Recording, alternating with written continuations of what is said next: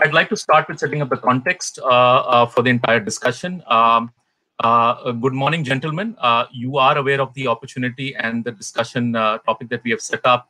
But more importantly, I think we want to keep it interactive and have the dialogue also with the audience with whatever limitations we can. And with that, I'd like to start with, what is the premise behind the opportunity is kind of understood, but I think the definitions are still a bit murky, right? Because these things are in the formative stage. So we will present some facts. We will have an opinion poll live with the audience also, right? So that we keep their opinion also as a valued feedback. And then we'll present, the opinion back to the panelists and then carry on with the session. So the premise is set wherein you are looking at a large participation and a very omnipresent digital era that is there in banking that is getting played out. And in fact, the panelists that we have right now are very, telling of the same, from the largest private banks to the largest public sector banks, the largest small finance bank, and even the payments banks are participating on the panel. So I'm very excited about the things being heard today. So definitions being murky, as I said, let's start with the safest bet. We have the Reserve Bank of India, right, which has some definition around neo-banking, which has been put up. But to keep things simple, I guess one of the things that are put out by proponents is that it's an exclusively digital banking opportunity. So we're very keen to hear on what is that exclusive digital banking era that we probably will enter in with the panelists' own organizations as a perspective and the larger industry. So with that, I'd like to start. The idea behind neo-banking is not new, right? It's been informative for the last decade or so with the fintechs and the propagation of digital applications. But I just wanted to understand from your perspective as a CXO, how do you perceive it and what are the kind of tangible use cases that you see getting played out? I'd like to understand also what is the consumer benefit? Other element which is also very relevant today is from the perspective that the users will have to be acquainted. That is, the literacy has to happen on the security front or the cyber security awareness, and they are also required to understand that whatever they are trying to do is definitely fraught with risks and to be equally shared by them as far as the knowledge and utilization is concerned. I'll just give you a small off-banking example. It is like driving. So while you're driving on the road, are you trying to say that you are kind of very secure everywhere, despite the fact that you are trying to follow the rules or traffic rules? It's the same kind of a scenario here, that we're trying to use, technology. We're also trying to use the technology coupled with the cybersecurity, and now we are also trying to say that somebody who's using it also have to be equally responsible besides the bank to use it. Right. Yeah. I think very valid. In fact, taking the car example further, that's why you have that two-factor layer where you have a speed governor, right? In many cars being implemented digitally. And I think a lot of the larger population in India doesn't realize that two-factor authentication doesn't exist in the globe. It's a very Indian thing. But I think those balances highly reduce the scale of fraudulent transactions that can probably exist but don't exist. And I think tap on pay is something which is now creating that kind of a scenario. Amit, also to couple this, with one more small, supplement, is that today we are also looking at the kind of insurances which are there for the banks to, have a backup arrangement with, and also from a perspective of compliance, because the regulator also is very, very stickler to the fact that, in case if there is a cyber fraud, the users will have to be compensated, provided they have followed certain guidances. And bank is also. No, I think I think it's a very relevant topic. Yeah. Globally, I think underwriting is very mature around these practices. I think in India will also. I think you are very relevantly pointing out, underwriting such risk, how it will be done. I think that's something which banks are figuring out. But there is a scale to it. So gentlemen, thank you. We're at the end of our time, scheduled time. I hope we could manage the time in the intended space. It's not enough. Idea being that we at least have some fundamental perspective from you to the live audience, which is north of now 225 that I can see. So I'm very happy to have them hear you out personally. Are capable. Or third thing is that what is the speed of change that you would like to get into?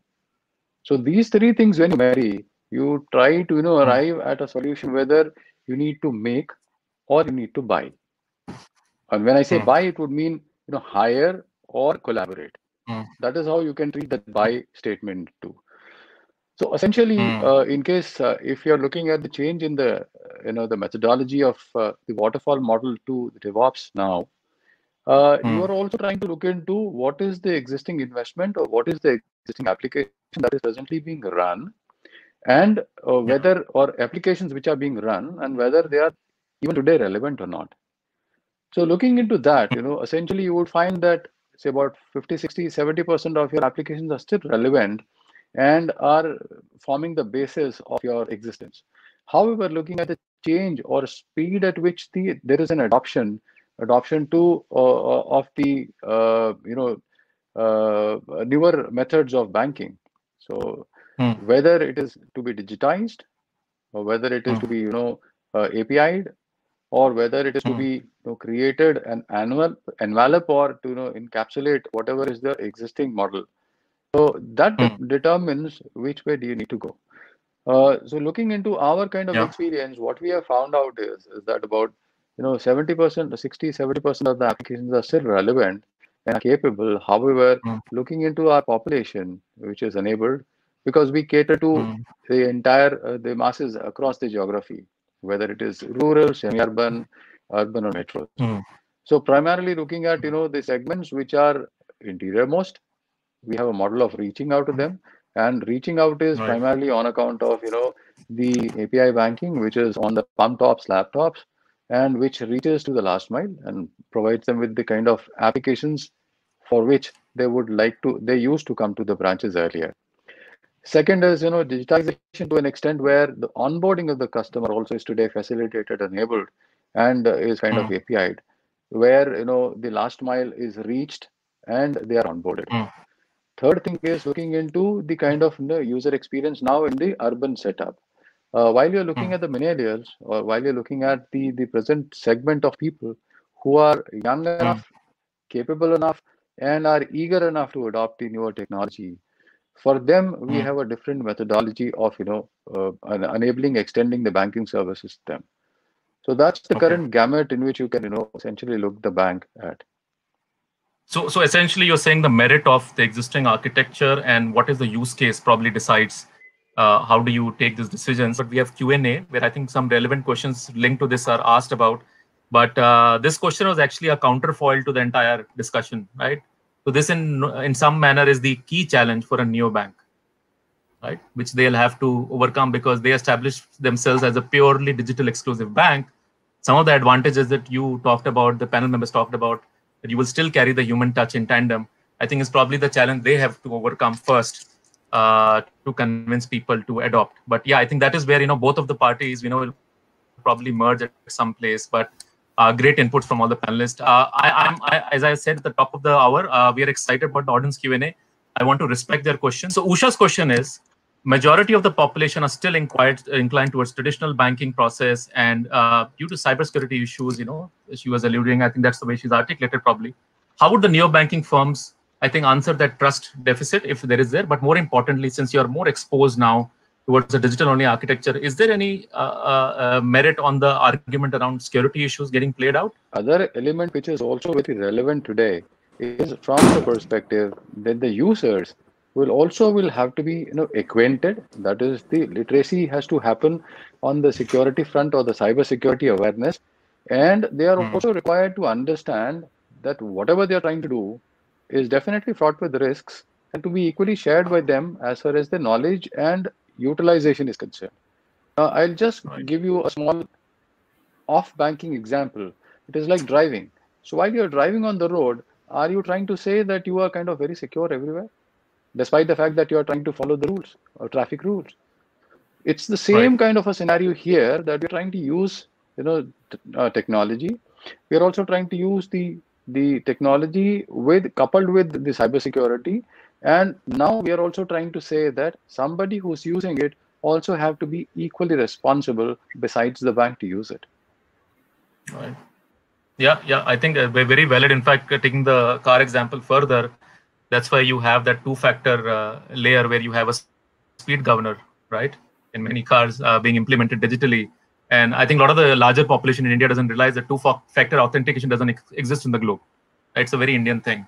But I think those balances highly reduce this, scale of fraudulent transactions that can probably exist but don't exist. And I think tap on pay is something which is now creating that kind of a scenario. Amit, also to couple this, with one more small, supplement, is that today we are also looking at the kind of insurances which are there for the banks to, have a backup arrangement with, and also from a perspective of compliance, because the regulator also is very, very stickler to the fact that, in case if there is a cyber fraud, the users will have to be compensated, provided they have followed certain guidances. And bank is also. No, I think I think it's a very relevant topic. Yeah. Globally, I think underwriting is very matured around these practices. I think in India will also. I think you are very relevantly pointing out, underwriting such risk, how it will be done. I think that's something which banks are figuring out. But there is a scale to it. So gentlemen, thank you. We're at the end of our time, scheduled time. I hope we could manage the time in the intended space. It's not enough. Idea being that we at least have some fundamental perspective from you to the live audience, which is north of now 225 that I can see. So I'm very happy to have them hear you out personally.